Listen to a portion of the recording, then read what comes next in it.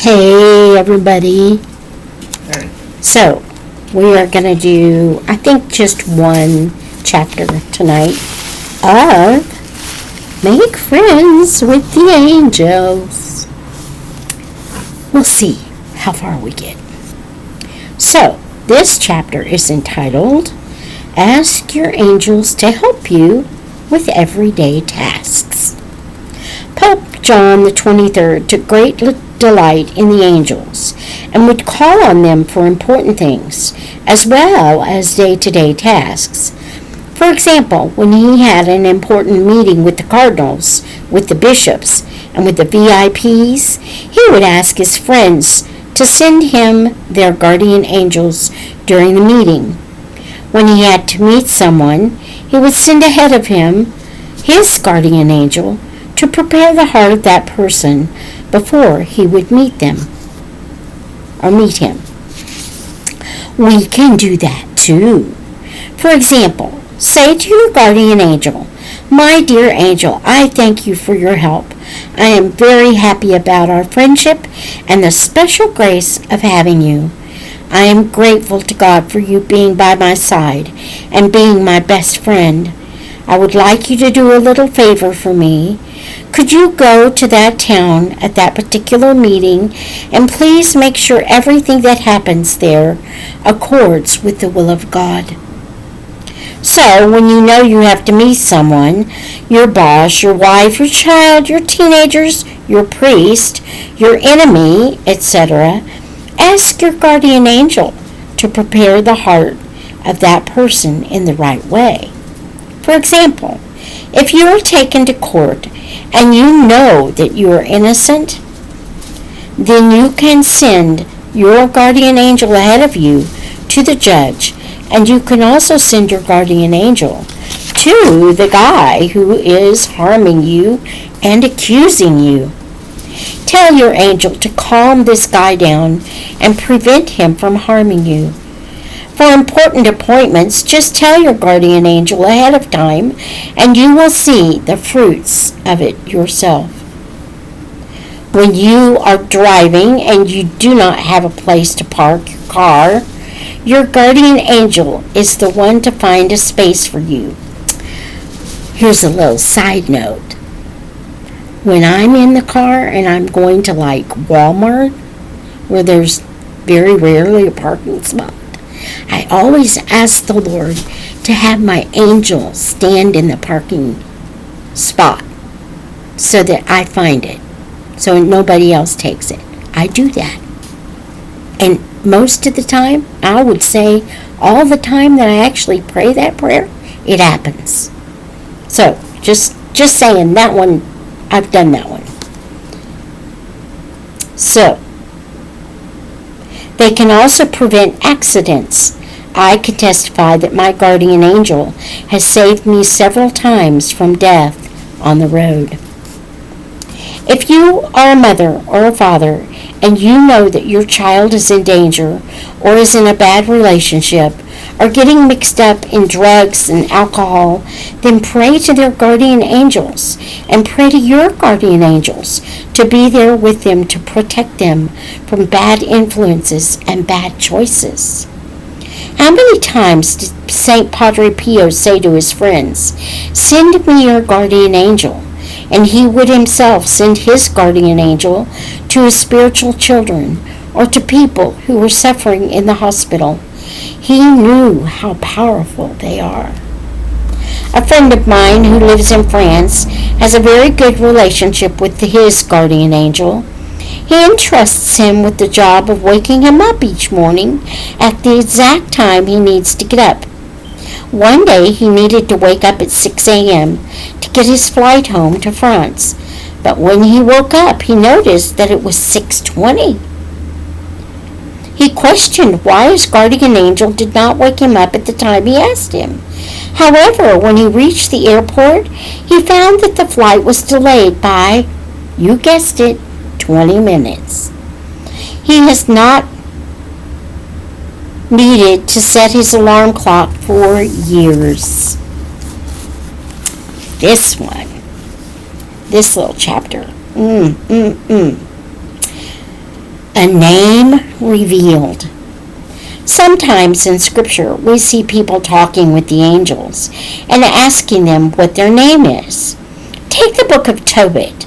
The archangel Raphael becomes a guide and companion for Tobias in his journey. He led Tobias to his cousin Sarah.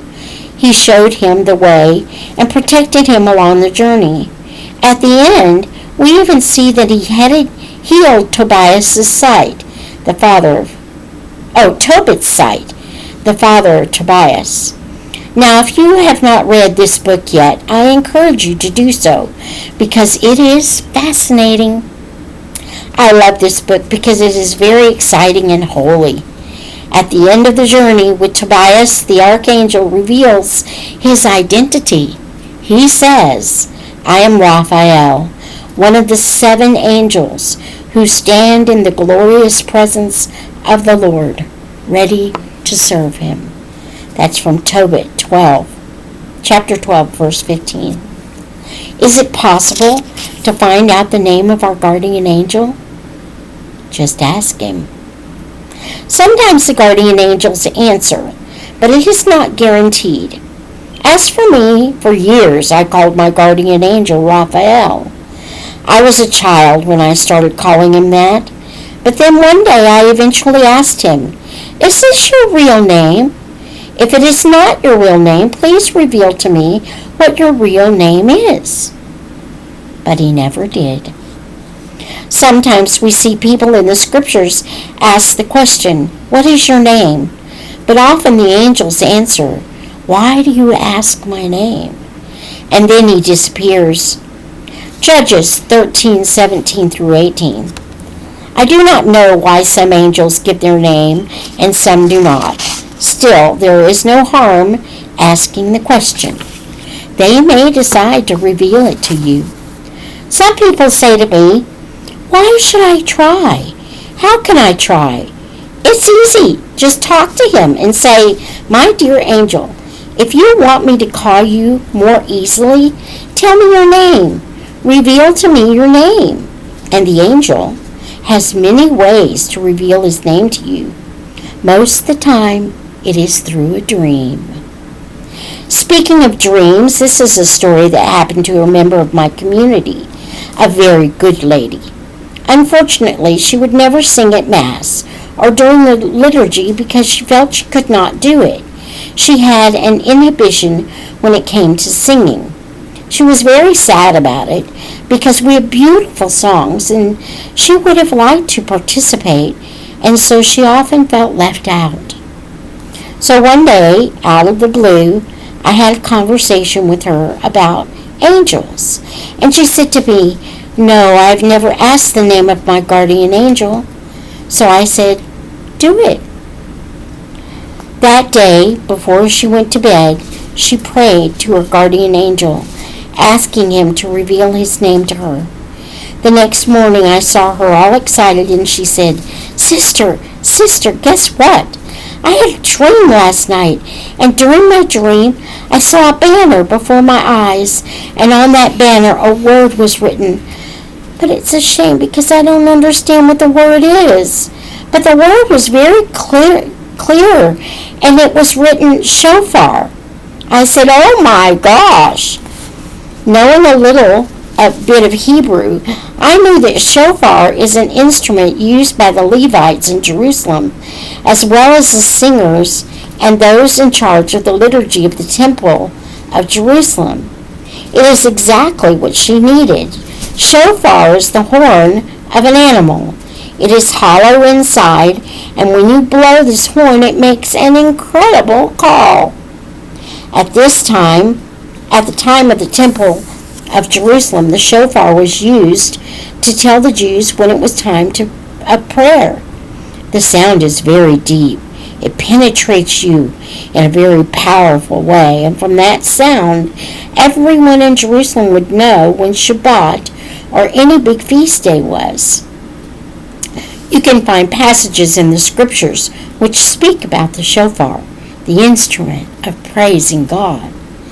The name of our guardian angel can be an indication of our own vocation, and I explained this to my sister. She was astounded. Immediately she understood that it was a sign for her that she too should participate in the liturgy. I told her, "You have this, girl, this gift of music from your guardian angel, and he will help you. Pray to him that he helps you sing." The very next day she started singing with us. Her angel helped to remove this inhibition she had about singing, and it was not by chance that he was a shofar, which meant that he was a musician before God. When you think you have found the name of your angel, if you understand the name, then that's good. Keep it. But if you do not understand the name, please do not use it. Do not call on a name that you don't understand. Why? Because demons also have names. The enemy is always trying to mimic what God does. Let me explain. In some practices that are wrong, for example, yoga, transcendental meditation, Ouija boards, divination, and all kinds of wrong things that are actually called an abomination in the eyes of God. Deuteronomy 18:10 through 12. You can be given a word or a name. Sometimes you are given a mantra, and you are supposed to use that word or phrase and repeat it constantly. You must also keep it secret. You are not supposed to tell anyone. Please, never use any mantra. Do not do it. It is dangerous. I will tell you the story of a friend of mine who went to a university in North America. This particular university offered students a class on transcendental meditation, which is very bad. My friend and his wife decided to join the course. He was not warned against this practice, and they spent 9 weeks training to prepare to receive their mantra. At the end of the training, there was a special ceremony in Sanskrit where the teacher whispered in each of the students' ear their mantra. They were told never to tell anyone the mantra, but to constantly repeat it. With transcendental meditation, he would spend half an hour every morning and evening, sitting in a certain position and repeating the mantra. My friend was not very prudent. He took the advice of his teacher and would constantly repeat this mantra to himself. During the course, the teacher showed them studies showing that doing transcendental meditation would improve their IQ, would bring them more peace, etc. But what happened in my friend's life was that within a few months of him starting this practice with his wife, their marriage fell apart. They separated and almost divorced. It was a complete tragedy for the family. They had just had their first child, and the mother was pregnant with another child. They suffered a lot. My friend became very anxious.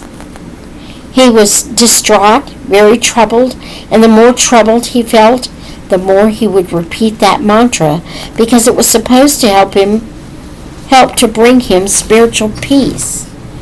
By the grace of God, some good Christian friends helped him turn away from this practice. He reconciled with his wife, and now they have a large, beautiful Catholic family. Later, he found a book that translated all the Sanskrit used in the transcendental meditation ceremony, and he discovered that this mantra that he was given was actually the name of a demon. So all that time he was meditating with his mantra, he was actually calling on a demon. When you do that, sooner or later they come. They do not need to be called twice. They are more than happy to come and harm you. So please, never use a name that you do not know. It might be a good name, but it is prudent to avoid it if you don't know the meaning. Do not run the risk to become infested. Most of the time, I notice that the names of the guardian angels receive are from a Semitic language, Hebrew, for example. So, if you do not understand the name you receive, go to someone who knows those languages and make sure the name has a holy meaning. And this, my friends, is going to be the last chapter in our book. And we will have finished the entire book. And the name of this chapter is Write a Letter to Your Angel. I've never done this. I think I'm going to try it. Just after the Feast of the Guardian Angels, which is on October the 2nd, the visionary Maria Pavlovich received some homework from Our Lady. After her daily apparition, the friend she was with noticed that she looked a little puzzled. Maria shared with her friend that when Our Lady appeared, she said, "Today, I ask all of you present in the room," there were about 5 friends with her, "to make friends with your guardian angels and to seek their help. And also, I ask you to write a letter to your guardian angel, and you will give it to me tomorrow." Our Lady's message to the prayer group in the early years of the apparitions. Her friends were a little bit embarrassed at first because they had never done this, and some of them had never even thought that they had a guardian angel. However, each of them complied, and the next day they each handed the letters to Maria before the apparition so it could be given to the Blessed Mother. When she appeared that day, Our Lady had 5 angels by her side. So Maria assumed that these angels were the guardian angels of the 5 people present. After they had written these letters and given them to Our Lady, they were very excited about the angels, and they tried their best to develop a relationship with their angel. They started speaking about their guardian angel, and they noticed the parts of Scripture that spoke about them. They found out a lot about the angels, and they were very excited to finally make friends with their own guardian angel. They would ask them for favors and send them on missions here and there. They would use them. They would confide in them. They would seek their help, and all sorts of adventures happened to them because of the angels. I guess what Our Lady said to them, she might say to you too. So I invite you to write a letter to your guardian angel, and then place the letter under an icon or statue of Our Lady. She will be very happy. Afterwards, you can keep the letter for a while, and then you can burn it. It is your choice. But please make friends with them and ask your guardian angel to help you. It will change your life. Your guardian angel will manifest his love, care, and power to you. Your guardian angel is also the one who will take your prayers to God and who will bring the graces from God to you. Many people today are suffering because they feel so lonely. However, they would not feel lonely if they could relate to a friend that is constantly by their side, who is real, though invisible. Rest assured, if you make friends with your guardian angel, you will have many stories to tell your family, and they in turn can start a relationship with their own guardian angel, and it will spread. You know there is nothing sadder than a guardian angel sitting in the corner without a job. In this world where we have so much evil going on, so much violence, so much hatred, so much Satanism, it is increasing. We as Christians and Catholics are in charge of praying to our guardian angels and to all the angels so that the peace in our world is restored. We are the hands of God to promote that and to help the world with our guardian angels. Now, I encourage you to take a minute of silence to pray and speak to your guardian angel. Greet him, thank him, and ask him to manifest himself. Perhaps ask him to reveal his name to you. Take this minute to relate to him and see what happens. No evil shall befall you, no scourge come near your tent, for he will give his angels charge of you to guard you in all your ways. On their hands they will bear you up, lest you dash your foot against a stone. And that is from Psalm 91, verses 10 through 12.